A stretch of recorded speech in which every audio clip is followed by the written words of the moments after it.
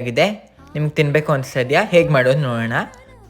1 cup ಕಡಲೆಬೇಳೆನ ತೊಳೆದು ಒಂದು 3-4 ಗಂಟೆ ನೆನೆಸಿಟ್ಕೊಳ್ಳಿ. ನೆಂದ ಮೇಲೆ ಈ ನೀರೆಲ್ಲ ಬಸಿದಿಟ್ಕೊಳ್ಳಿ. ಈಗ ಒಂದು ಮಿಕ್ಸಿ ಜಾರ್ಗೆ ಒಣಮೆಣಸಿನ್ಕಾಯಿ, ಹಸಿಮೆಣಸಿನ್ಕಾಯಿ, ಕರಿಬೇವನ್ನ ಈ ಥರ ಪುಡಿ ಮಾಡ್ಕೊಳ್ಳಿ. ನೆಕ್ಸ್ಟ್ ಕಡಲೆಬೇಳೆನೂ ಸೇರಿಸಿ ಇದನ್ನು ಪಲ್ಸ್ ಮೋಡಲ್ಲಿ ಈ ಥರ ತರ್ತರಿಯಾಗೆ ಪುಡಿ ಮಾಡ್ಕೋಬೇಕು. ನೀರು ಸೇರ್ಸೋಕ್ಕೆ ಹೋಗಬೇಡಿ.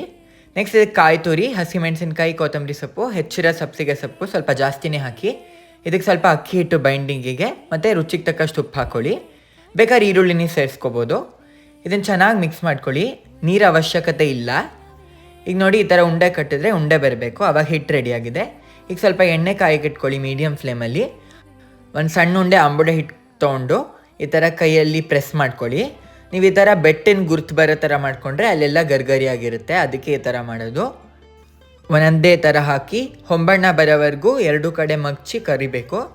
ಇಷ್ಟು ಮಾಡಿದ್ರೆ ತುಂಬ ರುಚಿಯಾಗಿರೋ ಆಂಬೂಡೆ ರೆಡಿ ಆಗುತ್ತೆ. ಇದೇ ಥರ ರೆಸಿಪೀಸ್ಗೆ ನನ್ನ ಪೇಜ್ನ